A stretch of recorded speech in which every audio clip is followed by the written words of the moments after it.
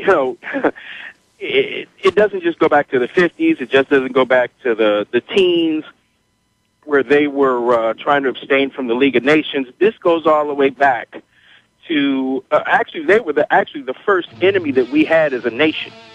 Well, sure. I mean, the Leathernecks, the Marines were sent to the Mediterranean where the Muslim fleets were robbing our ships, and that took a decade to beat them. But look, stay there. We'll come back and talk about Islam with you, David, in Florida. On the other side, we've got a break as they're pre-programmed breaks, and then we'll go to everybody else on the other side. Long segment coming up. I'm Alex Jones, PrisonPlanet.com, GCNLive.com. We're on the march. The empire's on the run. Alex Jones and the GCN Radio Network.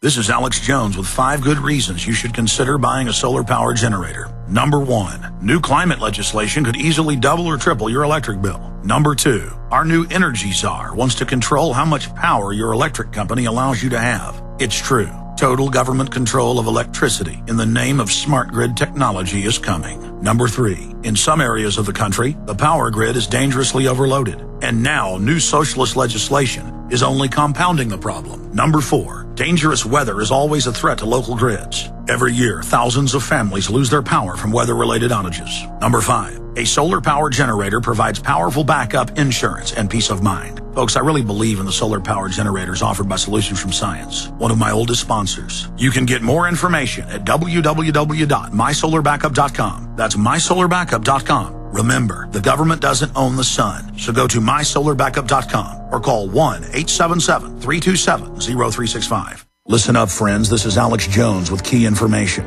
The mainstream media is now admitting that we're going into a depression. Don't be dependent on the government for you and your family. You need to get your own supply of high-quality storable foods from efoodsdirect.com. They're the best company out there, the longest continually operating, with a ton of great food to choose from. It's all fresh and made on a monthly basis, not some old cruddy food they're selling you like some of the other guys. Try their new Evacuation Pack, a 2-week supply of delicious, easy-to-fix food. It comes with all the equipment you need to prepare it. With open talk of a strike on Iran in the next 3 months, the crisis in the Gulf, and possible evacuations, get yourself and your family ready today. The place to go is efoodsdirect.com. Go to their website online right now, efoodsdirect.com/Alex, or call 800-409-5633. Again, on the web, efoodsdirect.com/Alex, or give them a call at 800-409-5633.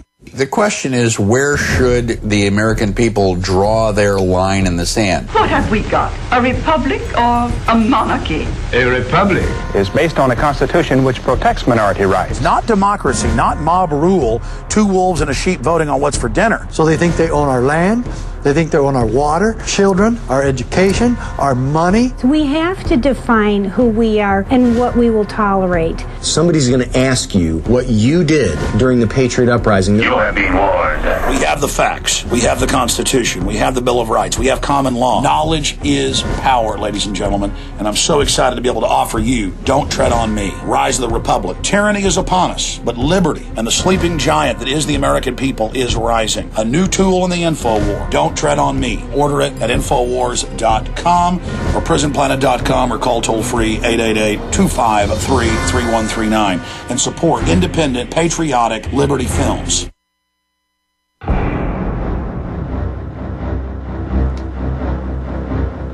We are back live.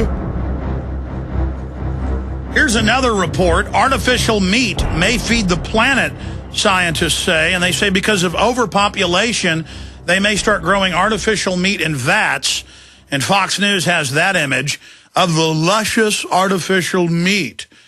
And then there's another report here out of the Mail Online where they talk about because of overpopulation, they may have to do this because it's also immoral to eat meat. And so this is part of the green technology economy, which again gives the scientific elite total control where you won't be able to have your own cows or grow your own crops. Everything will be GMO, everything patented by the globalist.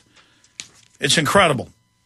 Let's go ahead and take another call. Well, now let's finish up with David in Florida. David, if you just joined us, was saying that he disagrees with me about Islam. And so tell me, David, what you think my views on Islam are, because, you know, there are 1,000, probably 10,000 or more radio shows, blogs, maybe 100,000, now that I think about it, globally, of people arguing, hundreds of different sects of, you know, and groups of Christians, scores of groups with Muslims, everyone fighting with each other. Everyone's got the answer. Everyone wants to take over the other group, reportedly. And it just becomes a giant political football. But, I mean, if you disagree with me, then boil down what you think my views on Islam are. Well, the views on Islam that you have, I mean, it's just one where I don't know, I can't say you have or haven't, but you probably don't know who they say they are. See, they say who they are in their book, which is the Quran. Their book tells them that they have to do such, such, and such in order for them to be in position to be acceptable by Allah. There are certain things that they can do, i.e., die in jihad, that grant them immediate access to paradise where they get their 70 virgins, etc. I know about that. Okay, but I mean, what's my view that you disagree with? I mean, well, the part about your views, you're saying that, oh, well, you know, there's some moderate. There's no such thing as a moderate Muslim, first of all. That doesn't exist. A moderate Muslim is the equivalent of a Christian who fornicates, who smokes and drinks, who cusses, who cheats at business, and all that. Okay? That's not really a Christian. Well, listen, what I'm trying to get at here is I simply pointed out that I understand why people are upset about the mosque at Ground Zero, but this is multiculturalism. We were a Christian country. We've decided to get rid of the family, attack Christianity, and anything that's anti-Christian is good for now because the globalists are using the open borders, all of it, to balkanize this country so we can have divide and conquer. I'm a Christian, but I'm non-denominational.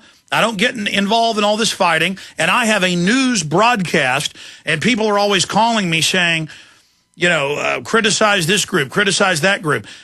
Look, I'm against these wars, and they point out, I mean, look at Saudi Arabia as our big ally. They're one of the most oppressive Muslim nations out there, and I disagree with it, and I criticize that variant of Islam. I mean, that certainly is, you know, a very oppressive state, and my whole issue here is this is not a show where I get into all of this, and my only issue was I'm saying if we don't let this Muslim mosque 2 blocks from Ground Zero have their free speech and have their right to religion, that'll set the precedent that I don't have my right to free speech and religion, okay? And I pointed out that this particular sect is less than 1% and is New Agey, and most of the other big Muslim groups hate them and fight with them more than they fight with Christians and other people. So that was my only point. But let's say it was a hardcore Wahhabist mosque. I don't like that. I know 9/11 was an inside job used as a pretext to go into these countries for oil, weapon sales, Israel, and other issues. It's just you have to be for the Bill of Rights and Constitution for everybody, or nobody's going to have it. That's what I said. That's what Ron Paul said. And I do know that Muslim pirates, but there were also English pirates and French pirates and everybody else were robbing shipping of the infidels in the Mediterranean and off the east coast of Africa up into the Persian Gulf. And I know full well about all those ships of leathernecks. Our Marines would wear leather collars, so as armor. So when the Muslims would board their ships, they couldn't chop their heads off right away. That's the term leatherneck. I know all about the big anti-war guy, president. Sending the Marines over there, Thomas Jefferson, and I'm fully aware of that. So, I mean, I'm not. I just don't want World War III with Iran. I mean, I just don't want World War III with Pakistan. They got nukes. I mean, do you agree we should have war with these people? No, I don't think that we should. I don't think for a minute that we should seek to have some sort of war with them under false pretense. Okay? Now, granted, the Islamicists have been used and abused, and a monster has been created that the globalists believe they can control. And one of the things that I appreciate about you most is bringing that fact out and fleshing that out in Endgame. And I appreciate that to no end, because that way that enables people to see our government in the light of who they are, and enables them to Well, it's not even our government. It's a global corporate consortium that call themselves the New World Order that have taken over all these governments. Here's what I'm saying. I know there's been radical elements of Islam from its beginning. I know that they started the invasion and pushed all the way into Western Europe and tried to take over. That's what groups do. The Romans were doing that, you know, under a Christian banner, and then they fell to the pagan Visigoths and Vandals and others. My point here is that in the 40s and 50s and 60s, on record, our government would go in and fund radical Muslims who overthrew the quasi-secular governments that wanted to have first world countries. They put radical Muslims in to destabilize and to keep people, you know, the women barefoot and pregnant. Our system did not want them to become westernized. And so that's a fact. So yes, there are radical Muslims that are dangerous out there. My issue is they were supercharged by our government, and that's on record. And look, there aren't 30 million Muslims in this country, and I don't see them running around calling for jihad and revolution.